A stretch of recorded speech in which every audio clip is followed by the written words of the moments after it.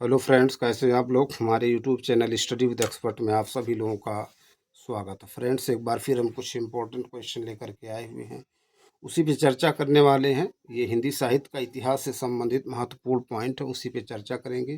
Topic है छायावाद। छायावाद के कुछ जो इम्पोर्टेंट पॉइंट थे उस पर हमने पिछले वीडियो में चर्चा कर दिया था। जो बचे हुए पॉइंट है उस पर चर्चा करने वाले हैं, आप सभी लोग बने रहिए। तो चलिए, टाइम को ना वेस्ट करते हुए डायरेक्ट टॉपिक पे आते हैं। कह रहे हैं छायावाद की पहली रचना है झरना 1918 ईस्वी। छायावाद की पहली रचना झरना है 1918 ईस्वी। कवियों का आरोही क्रम है प्रसाद, निराला, पंत, महादेवी। कह रहे हैं आधुनिक काल की वो काव्य धारा जिसमें रहस्यवाद की भावना पाई जाती है छायावाद में। चित्रात्मक भाषा, लाक्षणिक पदावली, विशेषण, विपर्य, स्वच्छंद, भावाशेष, मूर्ति विधान विशेषताएं हैं छायावाद की। आधुनिक काल के तीसरे उत्थान की प्रमुख साहित्यिक प्रवृत्ति छायावाद। परीक्षा उपयोगी कुछ महत्वपूर्ण तथ्य उस पर चर्चा करते हैं, है ना, परीक्षा की दृष्टि से। कामायनी महाकाव्य में निहित दर्शन है प्रत्यभिज्ञा दर्शन। कामायनी महाकाव्य में सर्ग हैं 15: चिंता, आशा, श्रद्धा, काम, वासना, लज्जा, कर्म, स्त्रिया, झगड़ा, स्वप्न, संघर्ष, निर्वेद, दर्शन, रहस्य, आनंद।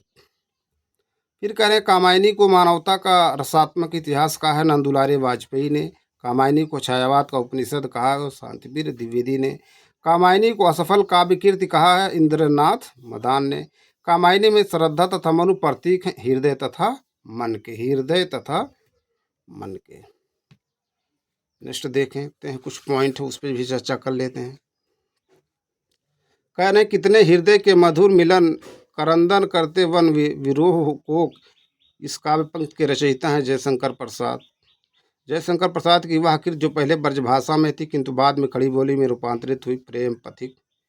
उर्वशी, चंपू काव्य, वन मिलन, प्रेम राज्य, अयोध्या का उद्वार, सुकोच, शवास, वज्र, वभ्रुवाहन, कानन, कुसुम, करुणालय, महाराणा का महत्व के रचनाकार हैं जयशंकर प्रसाद। 1918 ईस्वी में प्रकाशित जयशंकर प्रसाद के काव्य संकलन झरना में कुल कविताएं हैं 24।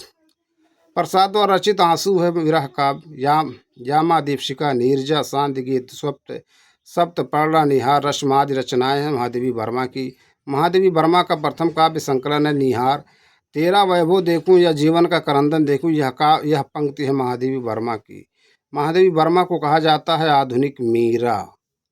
महादेवी वर्मा का वह काव्य संग्रह जो वैदिक संस्कृत के विभिन्न काव्यांशों पर आधारित सप्तपर्णा। सूर्यकांत त्रिपाठी निराला की कविता राम की शक्ति पूजा पर सर्वाधिक प्रभाव है कृत्यवास रामायण का। पंत जी की रचनाओं वीणा और पल्लव दोनों में अंग्रेजी कविताओं से लिए हुए भाव और अंग्रेजी भाषा के लाक्षणिक प्रयोग बहुत मिलते हैं। यह कथन है आचार्य रामचंद्र शुक्ल का। तुम वहन कर सको जनमन में मेरे विचार, वाणी मेरी राही, चाहिए तुम्हें क्या अलंकार। ये काव्य पंक्तियां सुमित्रा नंदन पंत के युगांत काव्य संग्रह से ली गई है। युगांत काव्य संग्रह से। नेक्स्ट कह रहे युगांत काव्य संग्रह की पहली कविता है। युगांत काव्य संग्रह की पहली कविता है न कोकिल वर्षा पावक कर नष्ट भ्रष्ट हो जीर्ण पुरातन। फिर परीक्षा उपयोगी कुछ महत्वपूर्ण तथ्य हैं उस पर भी चर्चा कर लेते हैं। सब बहुत ही महत्वपूर्ण पॉइंट होते हैं जो परीक्षा उपयोगी होते हैं। कह रहे हैं सुमित्रा नंदन पंत द्वारा रचित महाकाव्य है लोकायतन। यह कृत महात्मा गांधी के जीवन पर आधारित है। कला और बूढ़ा चाँद, चिदम्बरा, ग्राम्य, वीणा, गिरजे का घंटा के रचनाकार सुमित्रा नंदन पंत। सुमित्रा नंदन पंत को ज्ञानपीठ पुरस्कार मिला चिदम्बरा काव्य कीर्ति पर। सुमित्रा नंदन पंत की पहली कविता है गिरजे का घंटा 1916 ईस्वी। कविता करने की प्रेरणा मुझे सबसे पहले एक प्रकृति निरीक्षण से मिली जिसका श्रेय मेरी जन्मभूमि पूर्वांचल प्रदेश को। यह कथन है सुमित्रा नंदन पंत का। किसका? सुमित्रा नंदन पंत। कह रहे हैं वाकिफ जिस पर सुमित्रा नंदन पंत को सोवियत लैंड के नेहरू पुरस्कार मिला लोकायतन पर। क्या? लोकायतन। कुछ और पॉइंट है इंपॉर्टेंट, उसको देखते हैं। कह रहे हैं सुमित्रा नंदन पंत की कविता परिवर्तन सर्वप्रथम प्रकाशित हुई पल्लव काव्य संग्रह में। अरविंद दर्शन से प्रभावित हिंदी के कवि सुमित्रा नंदन पंत। रचनाकाल के अंतिम दौर में प्रगतिवाद के भौतिक दर्शन के साथ साथ अरविंद दर्शन से प्रभावित हुए सुमित्रा नंदन पंत।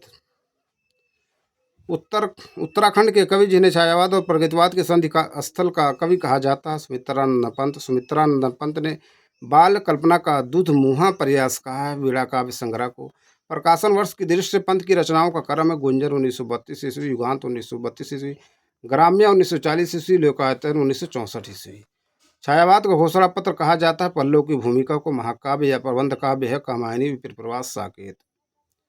बुरांश कविता के रचयिता हैं सुमित्रानंदन पंत। हिंदी साहित्य में महाप्राण कहा जाता है सूर्यकांत त्रिपाठी निराला को। सूर्यकांत त्रिपाठी निराला की काव्य रचना है नामिका, परिमल गीतिका, तुलसीदास को गुरुमुत्ता, राम की शक्ति पूजा, बेला अर्चना, राधना इत्यादि।